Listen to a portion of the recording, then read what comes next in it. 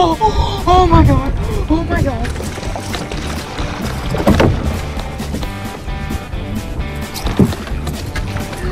Boom! Boom, boom, boom! Yes! Oh my God, this is a 10. All right, so what's up, guys? Chad Hoover, Kayak Bass Fishing. I'm here with Dylan. Is it Fuquay? Fuquay. Fuquay. Dylan Fuquay from somewhere in Illinois. What part of Illinois are you from? Southern Illinois. Southern Illinois. He doesn't like to say the actual city, you know, because he's trying to keep it on the download now that he's the first ever Kayak Bass Fishing Pro Tour Stop champion. So Dylan won the first event on Santee Cooper. Well, he didn't win the Santee Cooper Trail, but he won the Pro Series Tour Stop there, which automatically qualifies him to fish the KBF Pro Tour Championship. How much money did you end up taking home? About $3,400. $3,400. That's the trail prize and the pro. And then, but if you'd won both events, it would have been closer to like $6 grand, right? Because you'd have won the Trail Series Championship money, and you would have won the $1,000 bonus. Did you take home any bonus bucks at all? Yeah, 200. So $200 in bonus bucks, and yeah. So look, here's the deal. As soon as I saw Dylan's name on the board and I looked him up and saw how old he was, I was like, man, I have got to get up with this kid and do a video and talk about the experience, what he did to catch the fish. Dylan's dad's right over there. We're going to pull him in here in just a second. So when I called him up, they live in Illinois, right outside of Paducah. So it's really Southern Illinois. It's not like Chicago, like most of you guys think. Farmland, country, backwoods, you know, that whole thing. So a lot of us from the South, when we think of Illinois, we literally think Chicago. You guys get that a lot? Oh yeah, all the time. Yeah. So anyway, so Dylan, what did you do? What do you think was your secret to catching the fish to win that event? Like, what was your strategy going in? Did you find the fish before the tournament? Did you find them the day of? Anyway, just kind of walk us through catching the fish that ultimately won the event for you. Okay, so Friday morning, we pre-fished at the very top of the lake at the headwaters, and we decided that we didn't like that. Top of the top lake, so top of Lake Marion. Top of Lake Marion. And so we didn't like that one, and we moved to Poplar Creek Landing. And so when we got there, we scoped it out, and then we got on the water for about an hour and a half, and I caught a pretty nice one, and I decided that's where I'm going to fish. And that's on Friday? On Friday. Okay. And that's where I'm going to fish tournament morning on Saturday. So I caught that one fish. I did not make one more cast after, and went back to the boat ramp and packed up. But you didn't do any more graphing? You didn't do any more paddling around? You found what you needed? Yep. And then you went back to the camp? I caught one fish, did not make one more cast, and I left. What did you catch that one fish on? On a rattle trap. Okay, not a rattle trap, but a lipless crank. A lipless crankbait. So we'll cut to that bait real quick, because everybody uses the term rattle trap a lot. Like in the South, we say Coke or Kleenex when we mean soda or, you know, tissue. Because realistically, rattle trap is the brand, Bill Lewis Lures, but you are actually using a Strike King red eye shad. Yeah. Half ounce in a either ghost or sexy shad color. Looks like it has some of the paint knocked off of it, so it's, you know, difficult to tell exactly what color it is. But so you caught that fish that day. Did you see the fish, or were you blind casting? I saw him chasing shad. Okay. Less than top of the water. And what time of the day was that? That was about pretty much exactly on noon. Noon. But you had pre-fished that morning, and then you made the move. So let's talk about this real quick, because a lot of people don't think about where they're fishing other than picking spots to go check. Why were you fishing the upper lake? To clarify for you guys at home that are watching this, Santee Cooper is in South Carolina, right outside of Manning is where the headquarters was, and it's made up of two lakes. It's made up of Lake Marion at the top, Lake Moultrie at the bottom, and a diversion canal that connects the two. And so the southern lake is more famous for the shallow water, backwater stumps. I fished there a lot in a place called the Hatchery. But walk everybody through your thought process behind selecting the upper lake, but not only the upper lake, the upper portion of the upper lake. Talk about that a little bit. Well, I've never fished there. I know nothing about that lake until we started looking it up. And so when we got there, was just driving to different boat ramps and checking it out, and we decided that the very first boat ramp we went to at the very headwaters of Lake Marion looked the best for us that morning. So did you have any, because there is an exact science to why you fish the north end of the lake, right? I talk about this in my seasonal progression, weather, astrological data, temperatures, and trend seminars, like I just did 14 of up in Indiana. But it's ironic that you chose that, because people don't think about the fact that the sun rises in the south-southeast in the summertime. The northwest corner of every body of water is the first one to get the sun. So I really like to talk through that. So did you pick the upper end because you thought that's where the fish were going to be pre-spawn? Did you legitimately say, we're just going to start checking boat ramps and that's the one that looked the best? Give me a little bit more insight into where you decided to fish. Well, we pretty much just decided that boat ramp looked the best for the conditions that we were given. But when we got out on the water, it totally changed our mind and we had to make a whole new game plan that evening. And so you just found the next closest boat ramp, or the next, the next one that we liked the best after the first one. And which side of the lake was that on? The west side. So the way that lake is set up, if you think about it, he was on the North Lake. And again, I talk about these theories all the time, and people say to themselves, yeah, but are they true everywhere? And for the most part, they are. When you have influxes of cold water from rivers or dam releases and things like that, it kind of jacks things up. But again, I'm not spoon feeding him. He picked the north side. And then after that, he made an adjustment and went to the northwest side. And really, guys, that's kind of how it worked. You've got the sun rising in the southeast, south-southeast, moving to east in the middle of the summer. But early on, that's that first part that's going to warm up. Now, you weren't fishing spawning fish. You were fishing pre-spawn. They were feeding up on shad, getting ready. How deep of water were you in? About 10 feet of water. So he's in 10 feet of water. So these fish are so pre-spawn that they're coming up to the chop chasing bait. So they're not even in that pre-spawn where they've set up on staging areas and they've set up in throats ready to move into the spawning area. These fish are legitimately still feeding up. It's February. The water's cold. Do you know what the water temperature was? About 53 all day. So 53 degrees. Again, right in line with what I talk about all the time. That 48 to 55 window is when they're just full on feeding. 55 to 58, 60 before they move into the beds. They really stage and they set up near the spawning grounds. But guys, I'll tell you what, a lot of anglers miss this opportunity to get out and fish. 46, 47, 48 degrees into that mid 50s is just a magical time when those fish have to feed up, their metabolism's starting to crank. And one thing that maybe you don't even know, Dylan, I want to talk about this a little bit, is the first thing that makes the fish move is not the water temperature. A lot of people think that's the case. The photo period, the day starting to get a little bit longer, is what really starts to make them move first, and they'll move up to that area, in the area near where they're going to spawn. And one of the great things about Moultrie and a lot of reservoirs is you've got that deeper water towards the north end, because that's generally where the dams are, where the river came in and they originally expanded the boundaries when they made it into a lake instead of a river. And so you were literally knocking on perfection when it comes to a game plan for going out and finding fish. So let's talk about lure selection. Sometimes people have a theory about what lure they're going to throw. Sometimes people have a favorite lure. Sometimes people see something on the graph or see something outside. What made you choose what it was that you were throwing? Well, like I said, I saw the fish chasing shad, and so I was like, okay, maybe if I throw a fluke or a rattle or a lipless crankbait, that would be what they would was eating, and that's what they were munching on. Now, did you throw any other? Did you throw a rattle trap, or did you just throw that one lipless crank from Strike King, that red-eye shad? Just the red-eye shad. Did you mess around with any flukes or chatterbaits or crankbaits or any of that other stuff? Yeah, I have 8 rods with me, so I had 7 of the rods I could tie onto. I had chatterbaits, spinnerbaits, so all kinds of different shad imitations. And then you caught your... So I was watching the leaderboard, obviously. I was doing updates on social media, and I noticed that you were in the top 10, kind of later in the day, but you only had 4 fish. Yeah. And I literally remember commenting to somebody in the booth. I was actually at the Indiana Sports Outdoor Sports Boat and Travel Show, and I was looking at the leaderboard and I was going, holy crap, this kid is in the top 10 with 4 fish. All he needs is a fish, and he's in the conversation for the top of the leaderboard. So talk to me about your 5th fish. When did that fish come? How did that feel? How big was your 5th fish? Okay, so I caught my 4th fish at noon, and the lines out was at 2:30. So I was like, okay, I have plenty of time to just get one more.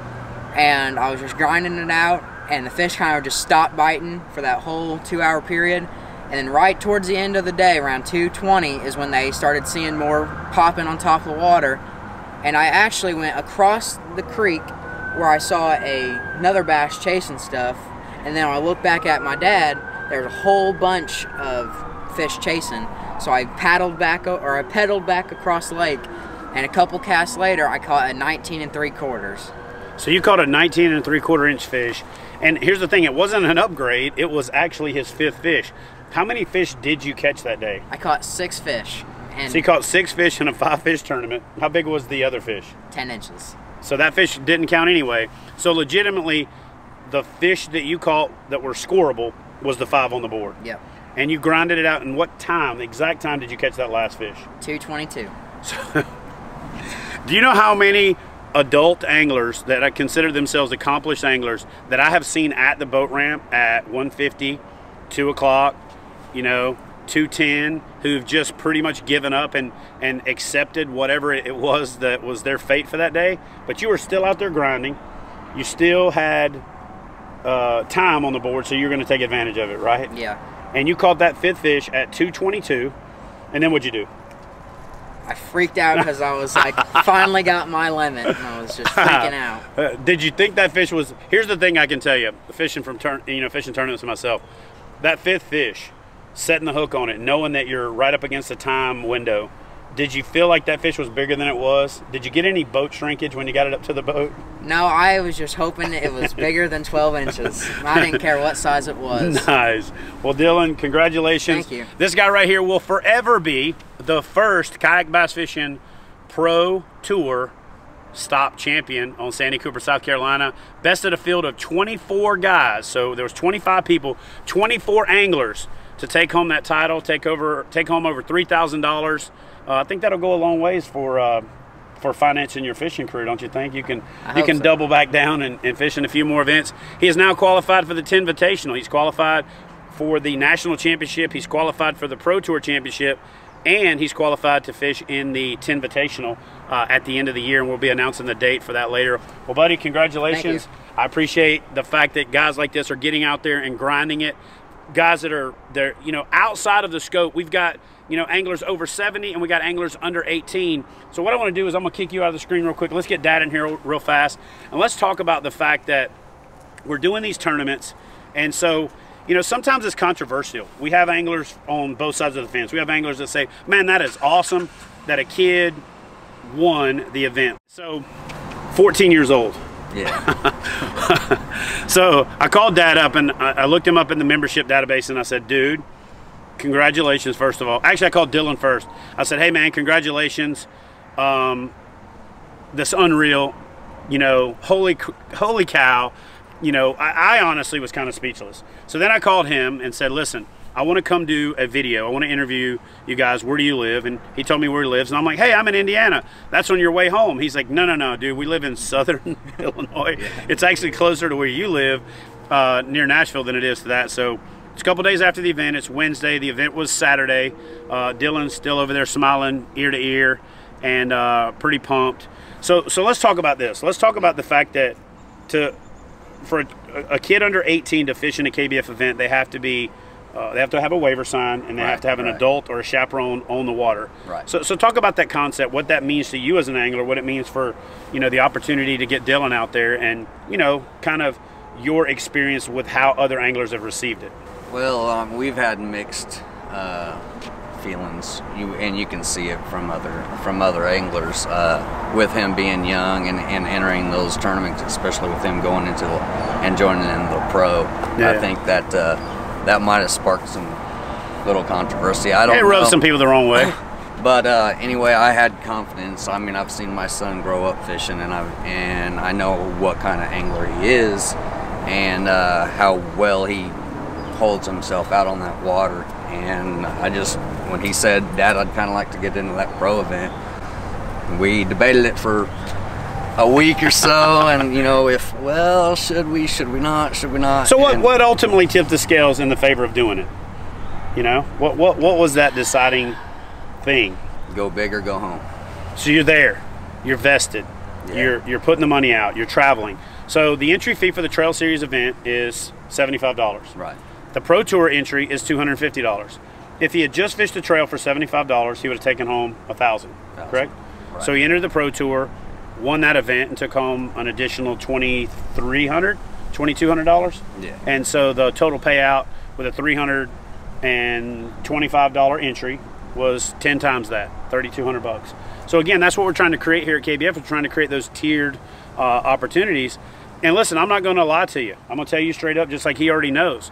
As soon as the leaderboard was put back up and people started clicking on his profile and looking him up on Facebook, I was immediately getting phone calls from people that said, hey man, I was checking out the leader. Did the kid that won the pro division, was that a kid? Like that, is he 14? I'm like, yes, he's 14. Man, I don't know. Do you think he really should have been in the pro division? Here's my answer to that. He freaking won. So of course he should have been in it. It's kind of like when certain boxers get into a title fight and then people say, should he have been in the fight? Well, then he knocks the champion out and now he's a champion. So the answer to the question is the proof's in the pudding. He entered the event, he paid his entry fee, he followed the rules. His dad was out there acting as a chaperone, guardian, whatever you want to, you know, whatever title we want to put on it. And were you fishing? No, not at all. That right there is what we aren't doing enough of in America these days. So I'm pretty pumped about what happened. I'm pretty pumped about the opportunities that we're providing for dads and sons and moms and sons and dads and daughters and moms and daughters. And it doesn't matter. Even, you know, uncles and cousins and, you know, friends can get together and chaperone a youth and get them out there. And listen, if we have a youth division and there's not enough people to create it, then there won't be a youth division. So just like the reason I promote the motors because there are some people that need motors. And if there isn't a market for motors, then there won't be the motors for the people that need them. So I have to create a market for it, and I want to make sure that there is a market because there's people that are going to need them. In fact, after I had some health issues the last couple of weeks, it got me back on the water 2-3 weeks sooner than it would have, and it's kept me on the water since then. And clearance-wise, I wouldn't have been able to get out on the water if I had to paddle and if I had to get my doctorate degree to let me go out there. But if I said I'm using a motor, then it's not as big a deal. Same concept here. If we try to do youth division and we don't get enough anglers to do it, it's not worth it. But when you can incentivize people to come and they can fish in the bigger trail events and you create a structure where that's possible, then this happens. You know, you've got a dad that's willing to support his son's desire to get out there and fish competitively. So what about you fishing the tournament? So why not just grab a rod and get out there and fish yourself? Then I don't want to take any glory away from him. Okay. So, but you would if you fished it, right? You just lay the smack down? Not a bit. Dylan's over there shaking his head like, no, I don't think so. Like, he beats me 9 out of 10 times when we do go fishing together. So it's just not, you just want to donate money to him, right? Pretty much. I already donate enough. Yeah, so dude, get back in here for a second. Go follow this guy. I'll put all his socials in the description box below.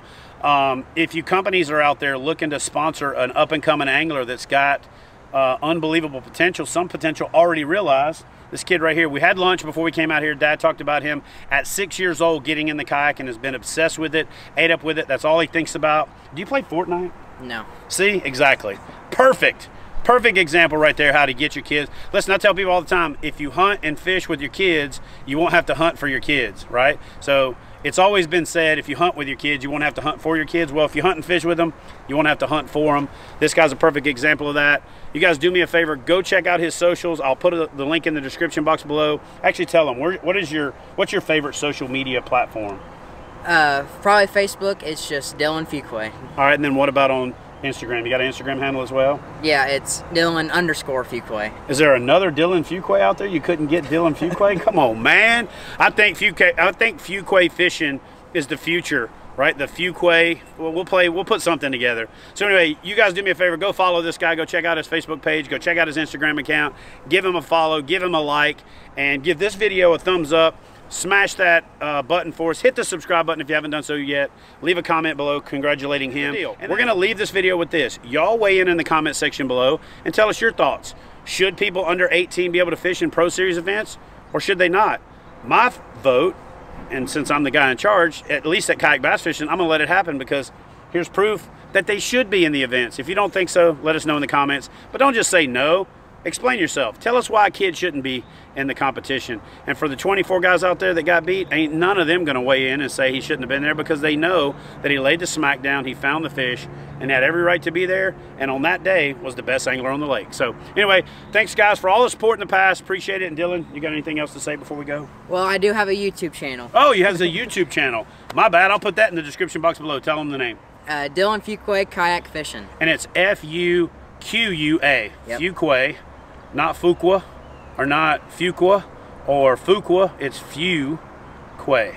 and then we'll put the link in the description box to his channel. I'll go subscribe in just a minute. Buddy, congratulations again. Thank you. Dad, thanks for doing it right. Thank you. Getting them out there, keeping them outside, keeping them on the water, and we'll see you guys next time.